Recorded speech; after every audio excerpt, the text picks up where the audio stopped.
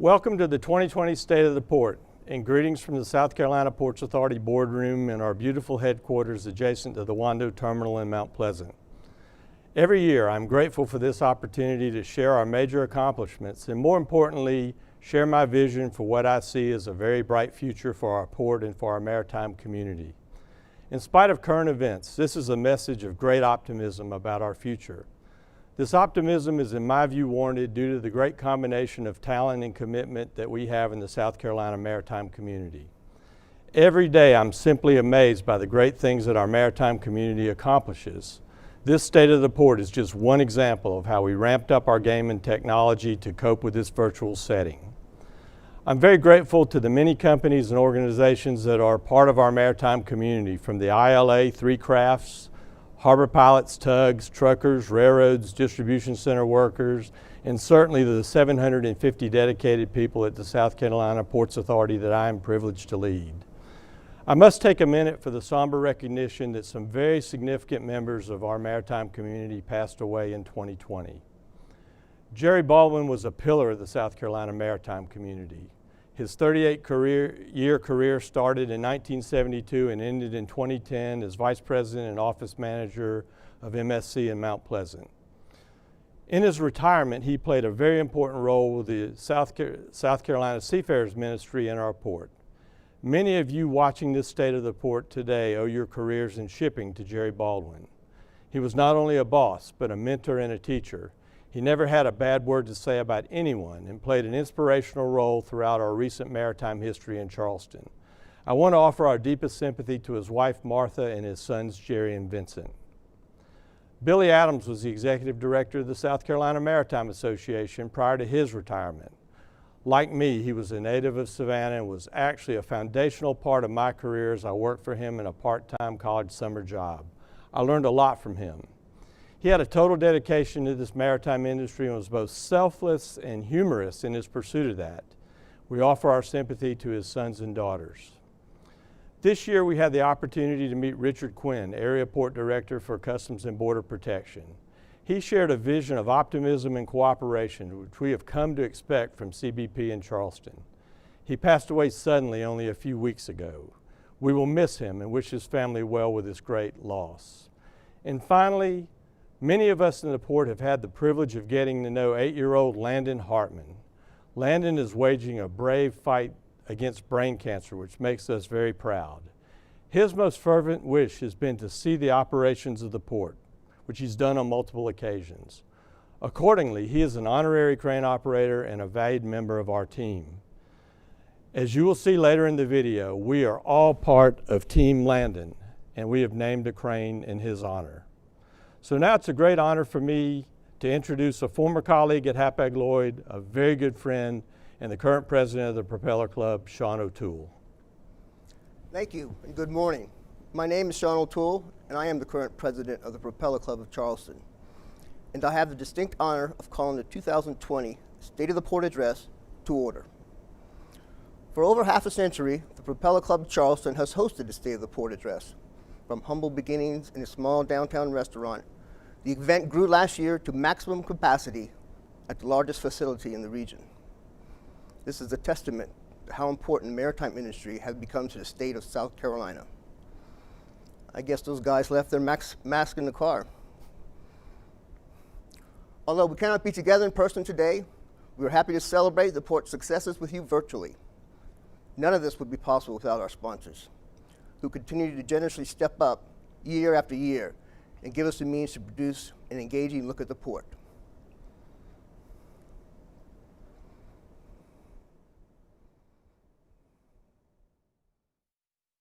Good morning. I'm Michael Wanowski, Container Maintenance Corporation Director of Operations for the Carolinas. We would like to thank the Propeller Club of Charleston for hosting this annual State of the Port event. For nearly 50 years, CMC has provided maintenance and repair and depot services for our customers, and we take pride in the role that these play to help cargo and equipment move efficiently through the ports. Our success hinges on our relationship with the ILA and the South Carolina Ports Authority. We are honored to be partners of such valued institutions. As we navigate through these times, I'm proud to be a part of the process to help support the South Carolina economy. I'd like to thank those that play a part and help our businesses grow. I'm truly proud and look forward to what the future has in store for the maritime community. I'm Mark Latancio, and I serve as Market President for SunTrust and BB&T, now Truist. Both legacy organizations, SunTrust and BB&T, have a great record of community building, especially when it comes to support of the maritime community in the state of South Carolina. On behalf of all my teammates at Truist, we're especially proud to once again sponsor the annual State of the Port. It's a real privilege to be a part of this community and see such amazing things that our port and logistics companies are doing to create jobs and build a better lifestyle for all South Carolina. I further have the privilege today of recognizing some premier level sponsors of today's event. Please join me in thanking Charleston Stevedoring Company, Charleston Gate Company, and the South Carolina Stevedores Association. Thank them for their support of today's State of the Port address. Thank you.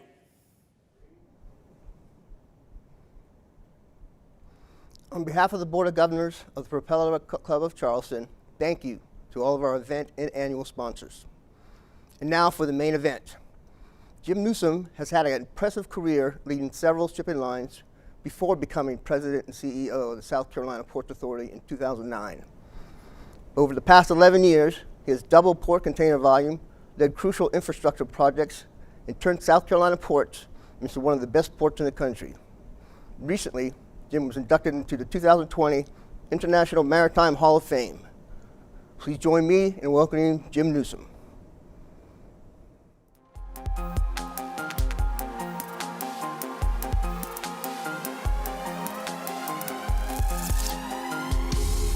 Greetings from the South Carolina Ports Authority headquarters in Mount Pleasant, South Carolina, and welcome to the 2020 State of the Port. Normally, I have the privilege of speaking to 800 well-attired members and leaders of the maritime community at the North Charleston Convention Center, but the pandemic changed all that this year. But nevertheless, we have a very good program for you, and I'm very grateful to our team for doing some creative things. Hopefully, we're going to have some fun with this, and you'll see certain faces that you'll recognize, I think, as part of the process. We were on a record pace in 2020, fiscal 2020 until the pandemic and sort of that changed, but we should not lose focus of the fact that we have a lot of significant accomplishments to discuss this year in 2020, and we'll get to that in a minute. I'd like to thank the members of the maritime community for working through the pandemic. We have been very, very fortunate. I think if you look at other industries, I think we all realize that we had the privilege of working every day, keeping freight moving, keeping the supply chain fluid, and that's a tribute to each and every one of you for staying safe and for working smart and enabling us to do that. I'd like to give a special shout out to our board. We have the good fortune of having a very, very experienced board. Our Chairman Bill Stern and the other members of the board who you can see on the presentation. We have 6 board members that have been on the board for more than 5 years. We actually have 3 that have been on the board for 15 years or more. So it's an incredible book of knowledge between them that really guides us strategically, and we very much benefit from that. The 117th Governor of the state of South Carolina is Henry McMaster, and we're pleased to have a special word for the maritime community from him today. Unique and spectacular. Those are the words that come to mind when we think of our South Carolina ports. With 350 years of history, and now facilities in Charleston, Georgetown, Dillon, and Greer, our future is bright and unlimited. Our ports are the heartbeat of business in South Carolina, and South Carolina's business is business, and we are always open. But the best is yet to come. Thank you and congratulations. Thanks very much to Governor McMaster. He's a real supporter of the port and for bringing new business to South Carolina. We have a very defined set of vision and values which guide us in the port. We want to be the preferred port of the top 10 U.S. container ports. I think we deliver on that every day. Certainly if you ask our customers, I think they would confirm that. I don't think we have any unhappy customers in the port, which is a very good thing. We defined as a team a set of values which guide us every day, and you see those on the right of the screen, and they really are basically about getting to yes, about being decisive, about working well together to produce a great and safe product for the maritime industry in Charleston. So we're very proud of having a strong culture in the port, and that's something that guides us every day. So I'm very proud of our senior management team. You see them on the org chart that's on the slide here. Barbara Melvin, our Chief Operating Officer, Jordy Yarborough, our Senior Vice President of External Affairs, Paul McClintock, our Senior Vice President of Sales and Marketing, Beverly Coward, our Senior Vice President of Talent Solutions, and Phil Padgett, our Chief Financial Officer. And of course, our External General Counsel is Randy Lowell. They do a great job leading the organization, keeping us on task for our objectives and defining new paths going forward. If we look at 2020, as I said, we should not be deterred by the pandemic. We were on a record pace. The pandemic happened. We worked seamlessly through it. But we spent a record amount of capital expenditure this year in fiscal 2020. We announced a new import distribution center for Walmart, IDC 7, which is the first major foray into retail distribution for the port. We welcomed the largest container ship ever to come to the East Coast, the CMA CGM Brazil. And we did the Army Corps did the final harbor deepening contracts for the Charleston Harbor Deepening Project, which will give us the deepest harbor on the East Coast of the United States. So a lot accomplished in 2020, really a transformational year for the port and something that all of you should be very, very proud of. We've had the good privilege of working with Dr. Joey Von Nesten of the University of South Carolina. He's a research economist in the Darla Moore School of Business. He's done our economic impact study, which you've all likely seen. If you recall, the port is responsible directly or indirectly for 1 in 10 jobs and about $63 billion in annual economic output. And I've asked Joey to assist us with an economic outlook for the near term for both the state of South Carolina and the global supply chain industry in the Southeast. So thanks to Joey Von Nesten. I think first of all, when we think about the South Carolina economy, there are 3 main points that we need to consider. The first is that we have recovered about 62% of the total number of jobs that we lost between March and April of this year. South Carolina lost 276,000 jobs approximately, which was about 13% of our workforce. And we've recovered 62% to date. And that's a fairly strong start for a recovery. And to put that in perspective, it took us about 5 years to recover 100% of the jobs that we lost following the 2008 financial crisis. So that's point number 1. Point number 2 is that since the midsummer, we've actually slowed down the pace of the recovery that we are currently experiencing. That is, we've transitioned from a V-shape to a U-shape recovery pattern, what economists call a U-shape recovery, which is more of a slow and steady process of recovery. And that's where we are today in October of 2020. And then finally, when we think about the recovery to date, we need to be aware of the fact that it's been very uneven, particularly when we look at the labor market. So if we look at jobs that require some form of higher education, some form of post-secondary education, those have been recovering at a fairly fast pace. Job growth among those occupations are up 4% year to date, compared to jobs that don't require education beyond high school, where we see a loss of about 10% year to date. So that's a big spread. And the reason that's important is because from a business perspective or an industry perspective, if you're trying to assess how quickly your market is going to recover, it's important to understand who your consumers are and which bucket or buckets they fit into, and that's very much going to determine what your recovery pace looks like in the coming months. Well, certainly in the long run, I'd say post-COVID, getting into the 2020s, over the next 3 to 5 years, I'm very bullish on advanced manufacturing in South Carolina. All the competitive advantages that we've had over the past decade that have been driving our growth, those are still with us, and those are going to continue moving forward. If we look in the short run in terms of 2021, I would say there are 2 things to be looking at. Number 1 is the recovery of overall consumer spending, which clearly drives demand. There we've seen a recovery of about 70 to 80% of the total of where we were this time last year. So still down clearly, but we're moving in the right direction, we're recovering. And then secondly, we're also seeing fewer disruptions in supply chains. So if we look this summer, about 50% of manufacturers were reporting some form of supply chain disruption that they were having to deal with. That's now down to 30%. And if we just look at international suppliers alone, it's down to less than 10%. And part of the reason why is that if we look at China, China is recovering, they're a bit further down the road in terms of recovery compared to the US. Of course, they've been a bit further down the road on the process of COVID all along in terms of the initial outbreak and shutdown and recovery and so forth. So that's not unexpected, but in both cases, we're moving in the right direction. Well, the big change with retail is that we're seeing more e-commerce, of course, and we've seen a rapid acceleration towards e-commerce in 2020. One interesting data point to observe that very clearly is that if you look at the percentage of retail that is facilitated through e-commerce, that has increased in the last quarter by the same amount that it has increased in the last 5 years in the US. So a huge jump in the use of e-commerce by consumers.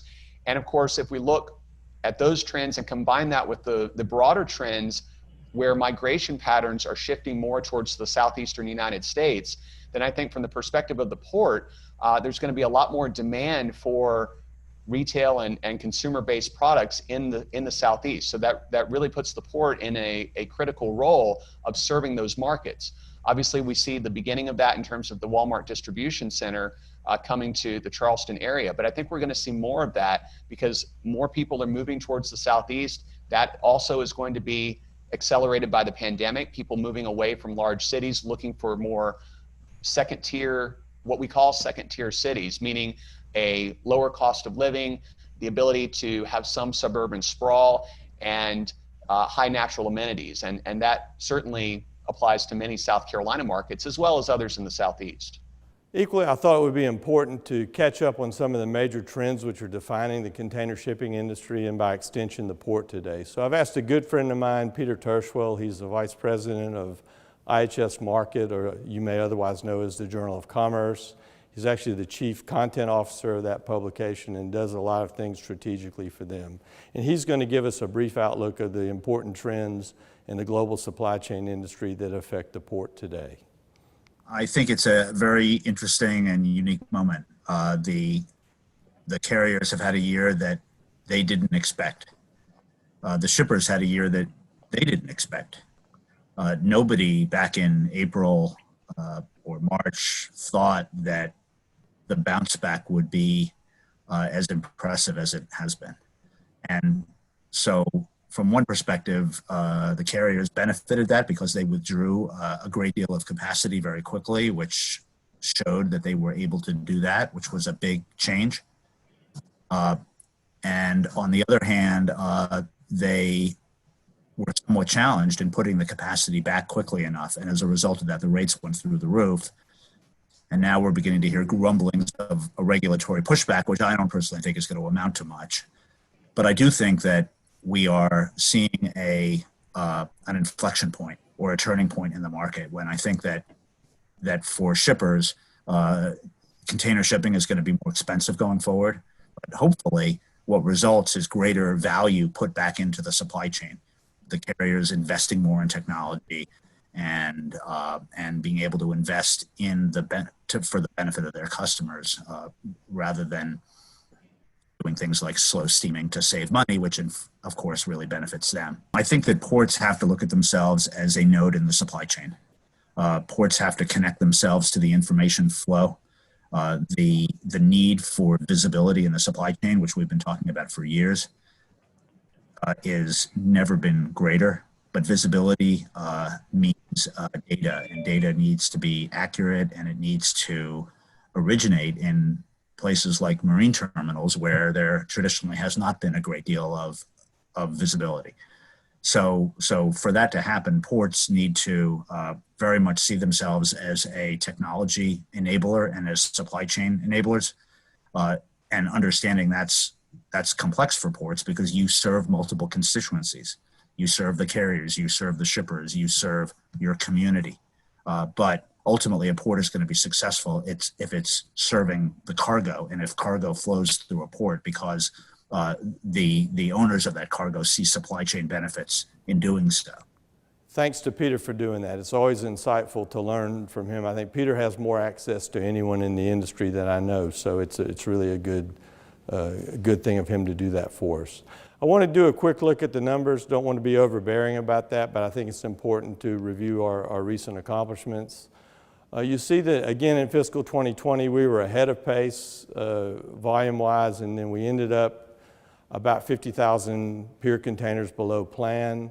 Our target was really to reach $100 million in operating cash flow. We did not make that. We started fiscal 2021 with a more modest projection. We've been able to increase that already with the first quarter performance. October looks strong. As I came here today, I just noticed that our gate volumes were a record really for the port. We had over 8,000 gate transactions, so business is definitely picking up. And we're hopeful really in fiscal 2022 to get back to on track, back to where we were in terms of a record pace. And with a little luck, I think we'll be able to achieve that. So that's a quick look at our numbers. You again see that through 8 months of our fiscal year, we were about 28,000 containers ahead of plan. The last 4 months were a very different story. We're about 96,000 containers behind plan. And so that ended us up where you saw in the previous slide. So again, not to dwell on the pandemic, we're moving through that now in a very good way. And then here's a look that you can see about where we are versus our recent strategic plan. I mean, our volumes have regressed a bit, but we are starting to play catch up. And as I said, with some good fortune and some hard work on our part, I think in fiscal 2022, we can make further progress toward getting back on track. So I'm very optimistic about the future, and I would say that we've made a good recovery from the pandemic. This is the U.S. import TEU picture by calendar month in calendar 2020. And what you'll see here is really quite amazing, that actually from a low point in March, April, May, the U.S. port industry is recovering quite nicely. The last couple of months really double-digit increases over the previous year. So what we are seeing is that when people don't get to go out to restaurants and theaters and football games and things like that, they stay home and buy goods, and that's benefiting our flows, and we hope that will continue. All signals are that the major omni-channel retailers will continue to grow, and we should be a beneficiary of that. We have 6 major priorities in the port. This is what guide us every day in everything that we do. First is obviously excellence in operations. We want to be the best performing port, as I said, as part of our vision. We have to build timely and world-class infrastructure and capacity. In the end of the day, the port is an infrastructure business. We've got to grow our cargo base, and in our case, we have to alter our focus. We'll talk a bit about that because it's an important sort of pivot on our part for the future. We've got to focus on intermodal container rail. That's critical to the growth of a port in terms of expanding its reach and growing above the market.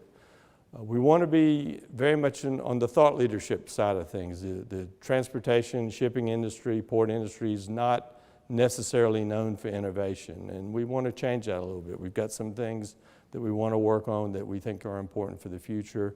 And then last and certainly not least, we want to continue to cultivate talented human capital. It's a real asset of the port. It's a real asset of the maritime industry. As you know, the maritime industry is about 10,000 people strong. It's a big force in the Low Country here and in the state of South Carolina, and we need the best people to be part of that industry. We need to find a way to attract newcomers to the industry to continue the legacy that we have here in the port. In terms of excellence in operations, I think everyone would agree that we're very productive. We're a low-cost port. We really stand out in that aspect. We did an important thing this year, which is something I'm very, very proud of. We worked with the 3 existing container stevedores in the port, SSA, Series, and Ports America, to form a joint venture, Charleston Stevedoring Joint Venture, with the idea of really working in partnership to optimize the terminal and stevedoring operations in our port. We want to get our productivity improved. We want to work on cost per unit. It really works well with a lot of the terminal productivity initiatives that our major ocean carriers have today, and it helps us really present one face to the maritime industry. There's one workforce in the port in the ILA. We felt we needed one stevedore to really perfect that. So I think it will take some time, but they're off to a good start, and I'm very optimistic about the future of this joint venture. In terms of timely and world-class infrastructure and capacity, again, the port is an infrastructure business. There's really nothing more than you can say is that is our major priority, to build infrastructure in time and at the right capacity and with the right capability. As I said at the outset, it's really what sets the port apart. We're a long cycle infrastructure business. And we do that very well. Between 2015 and 2021, we will have invested $2 billion between the port and the state in infrastructure to really make ourselves prepared for the next 25 or 30 years. And we have an interesting dichotomy in 2021. We'll celebrate the 40-year anniversary of the Wando Welch Terminal. It's almost hard to believe, our major container terminal today, and we'll open a new container terminal, the Hugh Leatherman Terminal. So it's a very special time next year, something that we should all celebrate. This chart really gives you a picture of our capacity by the time the Leatherman Terminal opens in 2021, and then by the time phase 3 of the Leatherman Terminal opens in 2033. So you'll see that we're headed from 3.5 million TEU of capacity in 2021 to 5.3 million TEU of capacity in 2033. So it's an incredible accomplishment, very worthwhile investment in our future, and only something that we can do because we believe in our future. I want to tell you a bit more about that, and really who better to do that than our Chief Operating Officer, Barbara Melvin. Hi Jim, joining you from Wando Terminal with a very active container yard behind us and a ship docking out here in front of us. Beginning in about 2015, the fall of 2015, we decided that modernizing the Wando Terminal was something we really needed to take on in addition to building the first phase of our new Leatherman Terminal, which is our third container terminal. The upfitting of the terminal included buying new cranes, fortifying the wharf, adding new fender systems, as well as, if you look behind me in the yard, we've modernized the yard equipment. We have added a chassis yard and a new refrigerated container services yard. So all of these upfits combined with our new terminal operating system and traffic patterns will allow us to handle 2.4 million TEUs of capacity here at the Wando Terminal and 3 14,000 TEU ships at one time. So 15 new cranes of 155 feet of lift height had to be ordered so that we could be responsive and work the newest ships that are calling the East Coast.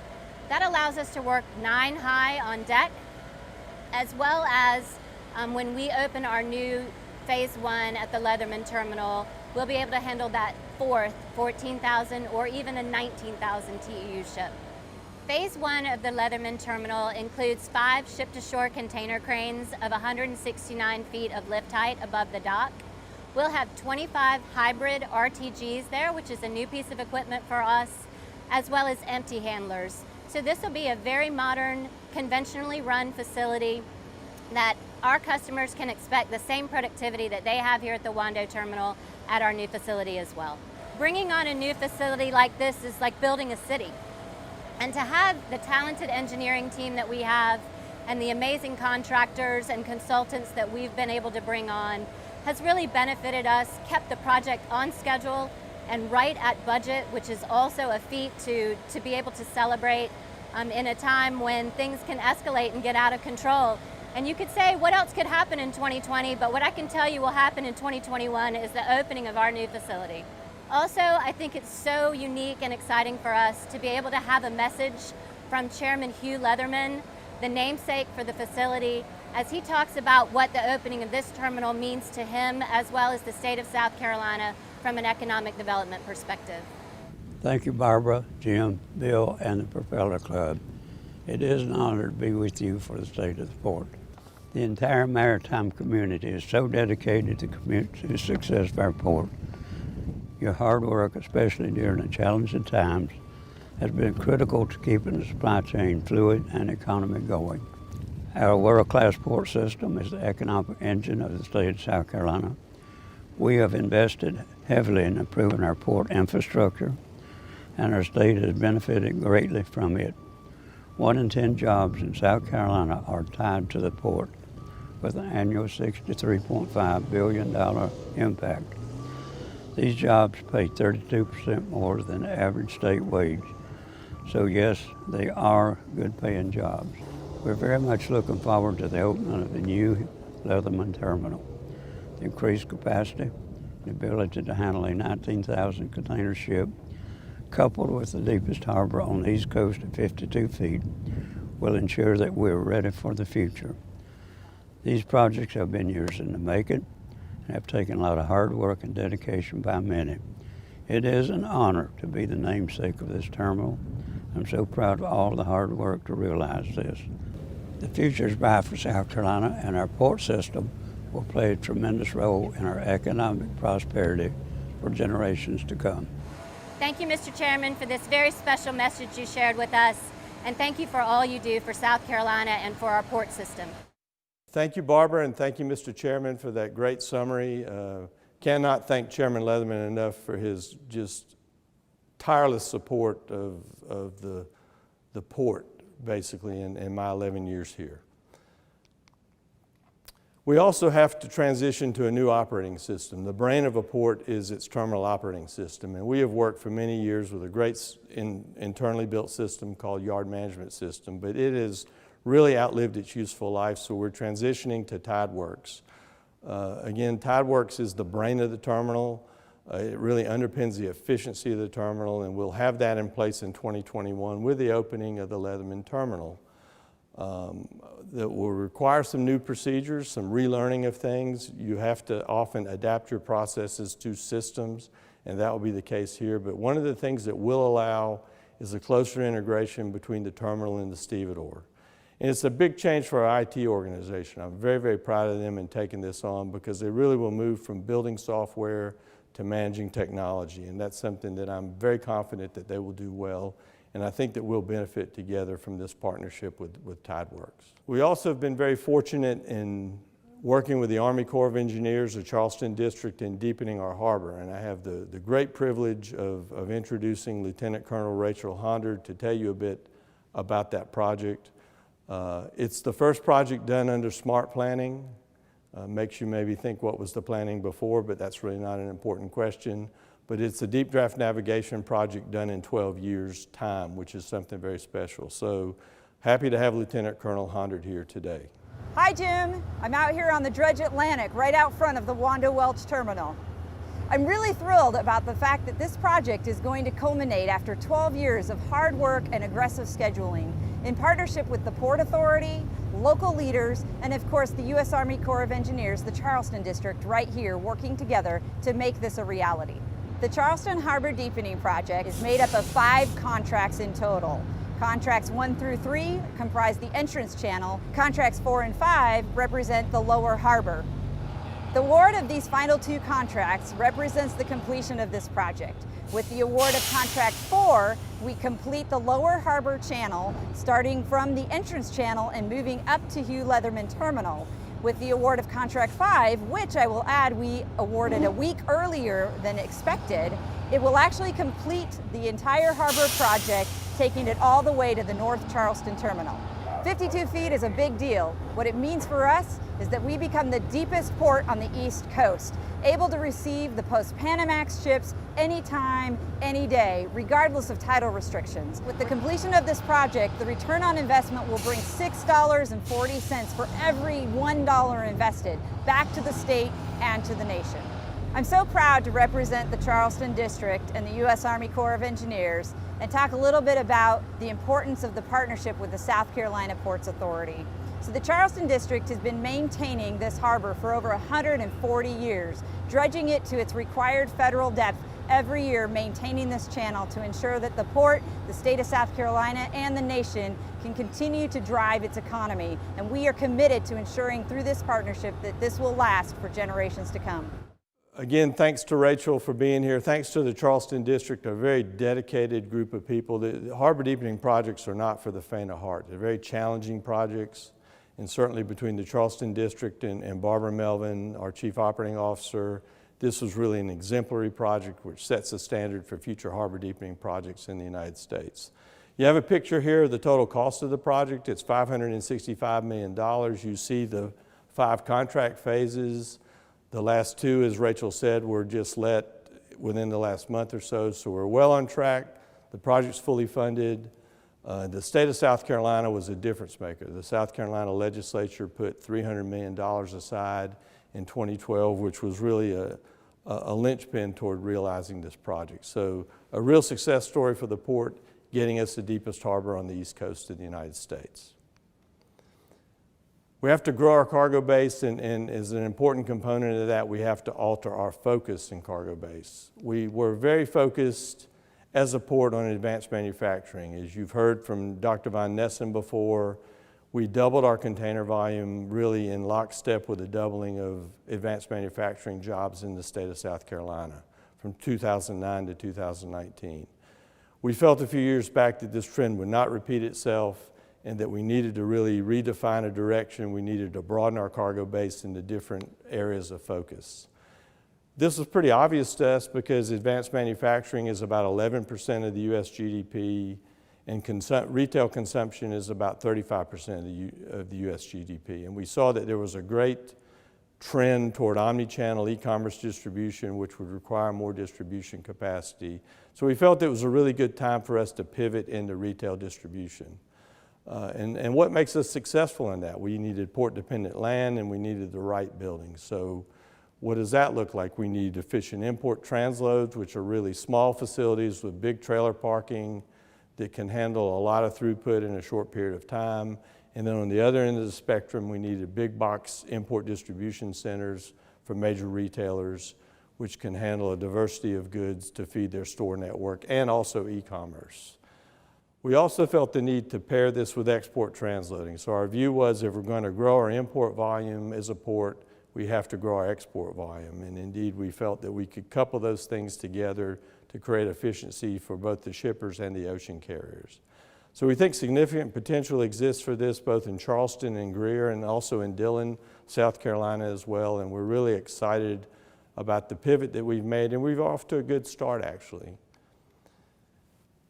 Here at the Wando Terminal, we had the good fortune to make a partnership with Tradeport Logistics. Tradeport is a world-class operator of transloading services, and we worked together on an existing facility, the Wando Transload, which is a 200,000 square foot facility. We had to get creative on creating trailer parking spaces. Import distribution requires a lot of domestic trailer parking, and we did that quite well.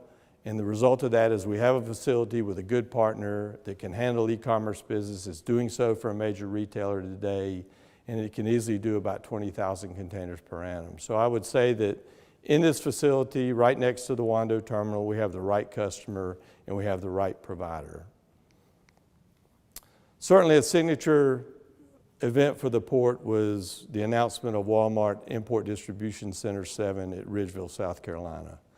A major step, the largest retailer in the world, a company that imports over 500,000 containers a year to the United States, decided to put their 7th import distribution center in Ridgeville, South Carolina. $220 million investment, 1,000 jobs, 3 million square feet of buildings. I mean, basically about 7,500 feet if you walked around one of the buildings. It's either 52 or 63 football fields, depending on whether you count the end zone or not. I happen to not count the end zone, but it doesn't really matter. And then a total of 70,000 import containers after 3 years of operation. So a game changer for the port, also a signal to the major retailers that we're prepared to be a force in retail distribution and we can handle their requirements. So we're very thankful to Walmart for their confidence. They are at the cutting edge of supply chain sophistication and performance. And as I've said to many people, if we can perform for them, we can certainly perform for anyone. We talked about plastics. We don't have a funny video of Dustin Hoffman this year, one of my favorite scenes from The Graduate, but you can imagine that, I'm sure, those of you who know even who The Graduate was or what the movie was, because it's kind of old. But we have the good fortune of having 4 world-class providers for plastics transloading here in the Charleston area. Frontier Logistics, A&R Logistics, A&R Bulk Pack, and Mid-States Packaging. A good array of services. I think we have a total of 9 plastics packaging machines in the market here, and an export capacity of between 70 and 80,000 containers with these 4 facilities. So again, this enables us to balance increase in imports with increase in exports to make container flows balance for our ocean carriers. So very happy that these companies are here. 2 of these facilities are really in the process of opening as we speak right now, and we'll see a big bump in volume from their opening. We're also very focused on refrigerated cargo. As you know, that's probably the glamorous part of the container shipping industry. It's one of the higher yielding parts for the ocean carriers. We have 2 major providers here. One is Lineage, who is acquired in New Orleans Cold Storage. recently bought the New Orleans Cold Storage Building from us, as you may have read, and then Agro Merchants Group, which has just been acquired by Americold. So the two major providers in this industry are Lineage and Americold, so we will have both of them here, and close to 500,000 square feet of refrigerated capacity. 10 years ago, we had only 50,000 square feet of refrigerated capacity. So we're really in a good situation there. Both of these facilities can be expanded. That's a good thing about them. We're mainly handling frozen goods today, but we look to diversify into perishable goods because the import supply chains for perishables are changing rapidly. They're moving from Philadelphia to the Southeast, and we're in a good position to handle those. We've coupled that with investment on our terminal in reefer racks and electrical plug-ins and sophisticated on-terminal and on-vessel monitoring. So it's a significant growth area for the South Carolina Ports Authority. I would say today about 5% of our volume is refrigerated cargo, and certainly that percentage can increase. So summing it up, growing our cargo base is critical. Ships go where there's cargo. That's pretty obvious. So we have to grow our cargo base to grow above the market. I think we've really done a good job in transitioning our focus. We're really headlong into the retail distribution market today. There are fewer, but there are bigger opportunities. I think, as you all know, the large omni-channel retailers are winning the game in retail today, potentially to the exclusion of some of the smaller retailers. So that's where we're really focusing. There is an overall shortage of space and capacity in the United States because e-commerce distribution takes more square footage. So we have to react to that by having land and having good private sector partners to service their needs. There are private sector partners like Tradeport and others who know the needs of these retailers, they have existing relationships, and they can help attract those to this market. So we're well positioned to handle this cargo. We are pros at handling high demanded supply chain needs for the automotive industry, and there's absolutely no reason that same competence can't translate into retail distribution.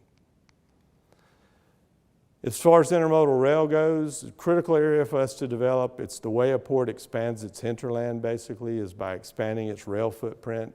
And it's an area that we've, in spite of some limitations, we've been very, very successful. If you look back at 2009 when I joined the port, we did 12% of our volume is intermodal container rail, about 85,000 containers.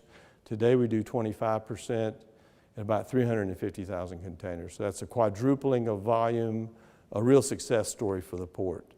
Very much a leader in the development of short-haul inland rail, inland ports. You see the inland port in Greer and Greenville area, almost 150,000 rail lifts in fiscal 2020. The inland port in Dillon's off to a great start, almost 35,000 rail lifts. One on the Norfolk Southern, one on the CSX. We've got both railroads covered. And these are a natural extension of the hinterland of the port and the capability of the port into the interior of the state. So it really gives us a robust supply chain footprint in doing that. We actually are fortunate enough to expand the inland port in Greer. We're working on that now. You'll see the schematic of what that will look like in the timeline. We're fortunate to achieve a build grant for that project. Again, working with Norfolk Southern so they could expand the capacity on their rail line north of Columbia. So it's an exciting project which will really enable us, I think, to get above 200,000 container lifts in the inland port in Greer. We have to work on our near dock rail footprint in the greater Charleston area. We're working with Palmetto Railways to build an intermodal container transfer facility near the Hugh Leatherman Container Terminal. It will be served by a private access road. That terminal is capable of building 15,000-foot trains for both railroads.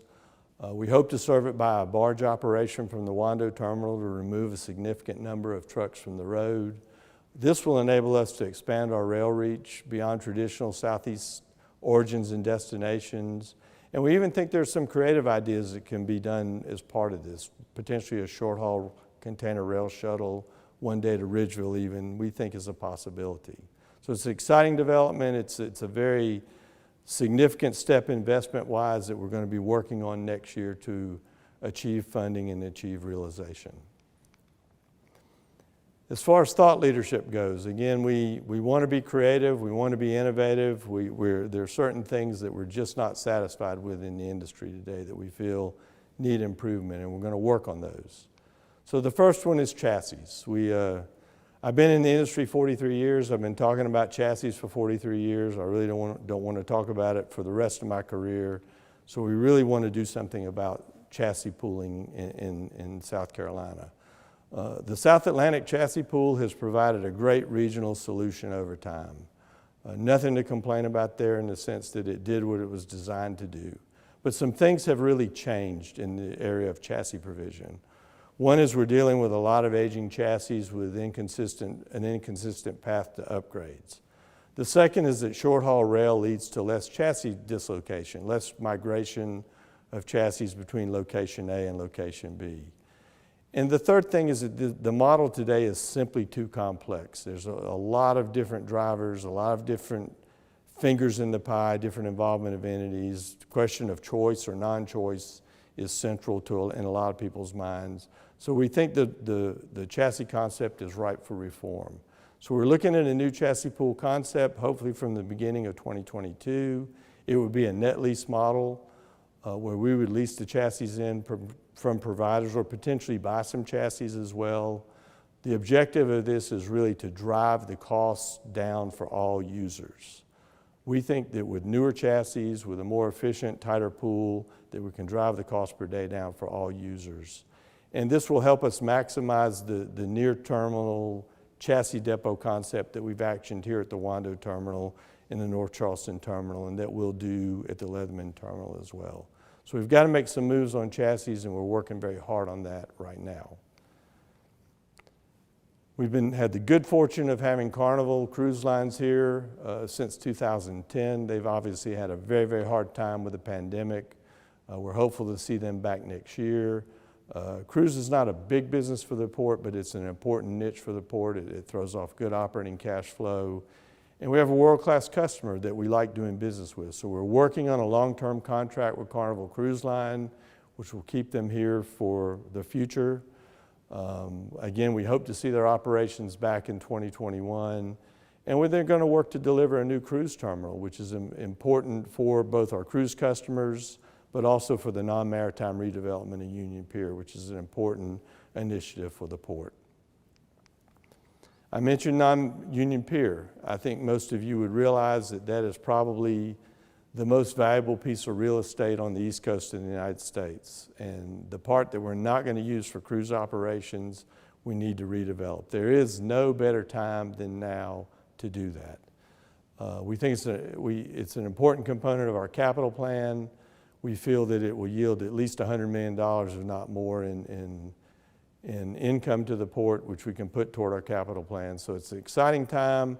We have found a great partner, Lowe Enterprises, which bought our office at Concord Street. They own the Wild Dunes Resort. They're very ingrained in the community here. They have a good relationship with all the stakeholders that would be interested in this type of thing. So we've engaged them on a contract to do development and entitlement and disposition services. We think that'll take 24 to 30 months.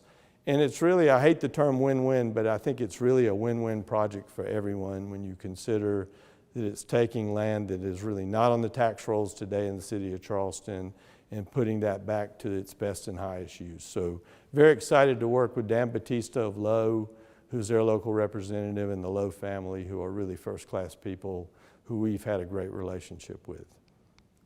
Another important area in thought leadership is business simplification. And when I say that, people look at me and say, well, wait a minute, you're growing, so you're going to make the business more complicated, right? You have to manage it more in detail, with more complexity. Well, actually, the opposite is true in our mind.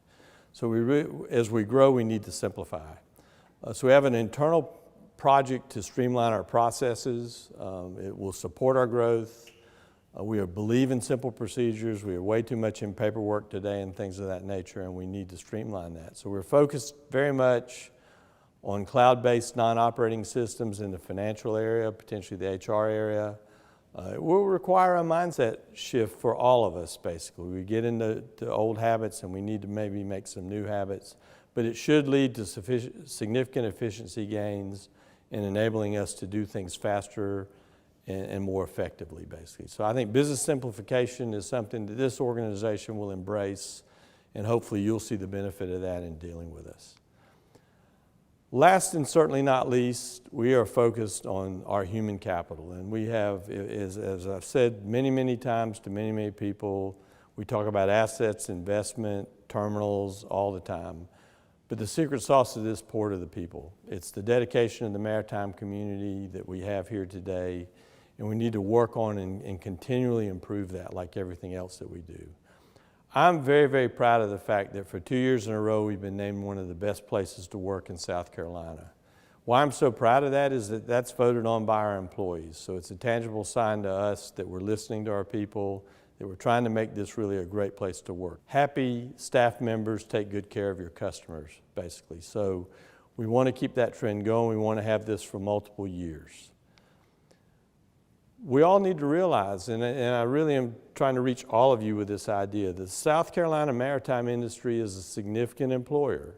They're close to 10,000 direct jobs. They're not all under one label, like Boeing. Boeing's 10,000 people under one company name. We have disparate company names, different organizational names, but we all work together to provide one product. We're also very proud of the fact that the average wage in our industry is 30% more than the average wage in South Carolina. So these are good jobs. They're worthy of creation. And also recognize that you all are significant consumers in the local economy. So you have an important voice here. We need to use that. And I think very importantly for me as a second generation in the shipping and port industry is that we have an important legacy to protect for future generations.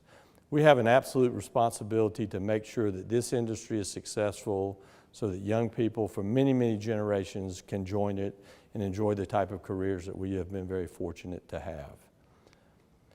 So I would say to you and give you a bit of a challenge in the sense that we have a shared responsibility together to forge a bright future. We have a bright future together if we take care of our business. So we've got to make sure the supply chain is reliable.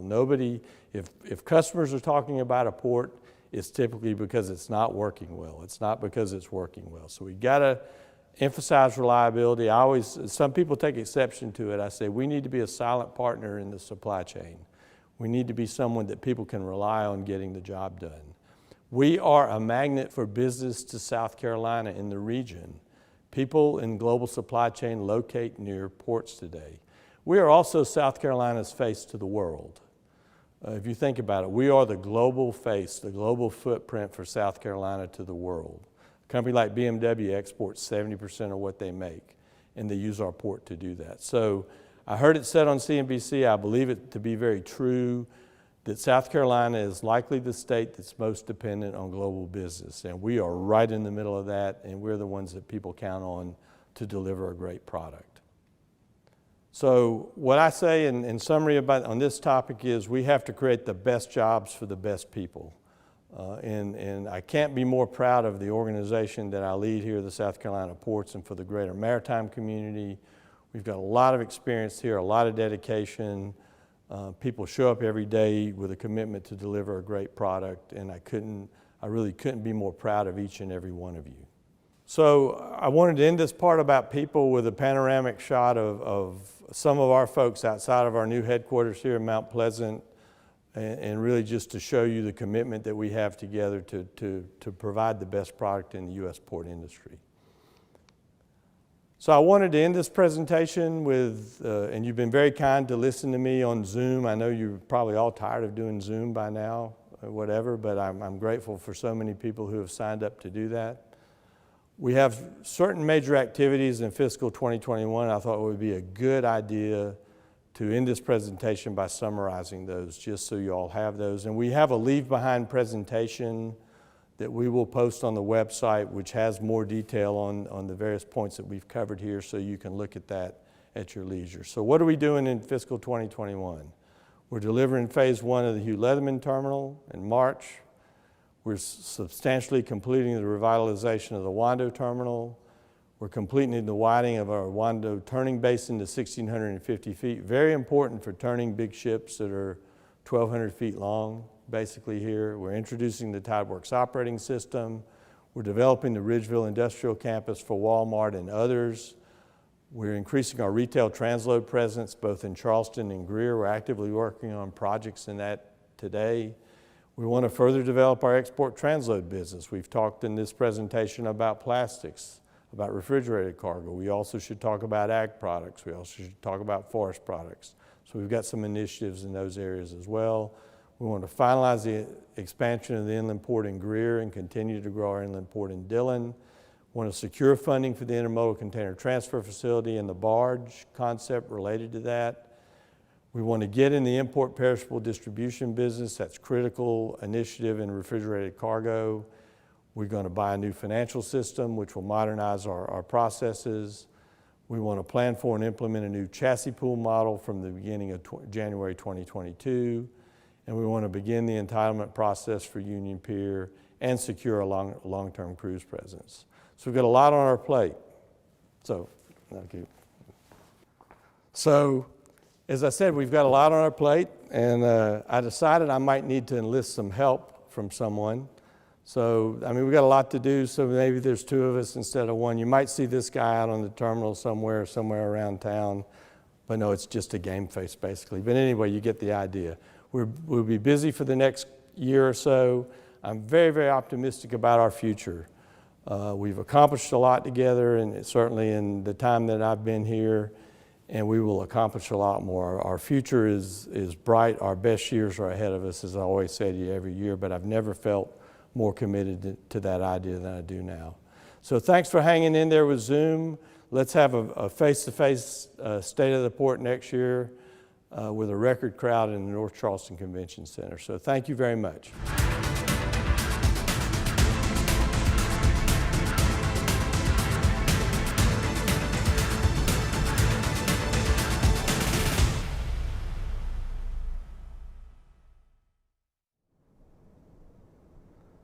Sean, I'd like to thank you, the Board of Governors of the Propeller Club of Charleston, and your members for the strong and tireless support that you provide the maritime industry. This is one of the oldest propeller clubs in the United States. It's over 85 years old, and this is my 12th State of the Port. I never thought we'd do one virtually, but I'm really proud of the result. Thank you, Jim. We are lucky to have you and your team leading us through this critical and ever-changing time in history. I know you have a few other items to cover before we go, so I will officially call the 2020 State of the Port closed. Thanks, Sean. So the greater Charleston area, Charleston, Berkeley, and Dorchester counties have about a population of about 750,000 people, and will reach 1 million people in a short period of time. So it's not a small town anymore. The city of Charleston, our namesake, celebrated 350 years of history this year, having been founded in 1670. Charleston was founded as a great port city and will always be one. It's each and every one of our responsibilities to assure that this is always the case and that we create meaningful opportunities in the port industry for many generations to come. Port work is good work, and we must assure that the port continually contributes to the great success of the state of South Carolina and the entire Southeast region. So in wrapping up my 12th State of the Port, our team has had some fun over the literally hundreds of hours that we've spent producing this production, basically. So we would like to leave you with some bloopers that we have done basically as a byproduct of working hard to produce a great video. So thanks for tuning in. Thanks for your support of the port. Gee, I thought you were somehow taller than me, but maybe not. But who's doing this presentation, me or you? Sorry. What do you think about that, Cammy? I had no idea. Nobody's watching me this time, so that makes me feel better. Did 60% complete. I just realized I was not recording on that first one. Total, I'm sorry. Proud of, and I will stop talking now and start over. Trucking community, a lot of committed drivers here. So what if he tries to come here and use my reservation or use my cab or things like that? How are we going to stop that? We just put them on credit. That's on credit right here. They're in their communities. Man. I'm going to stop there. All right. In We have to start back up. We're doing my hands. I saw that. I was like, wait, it's going up. And then I looked down. Yeah. Honestly, it's about to storm. That was good.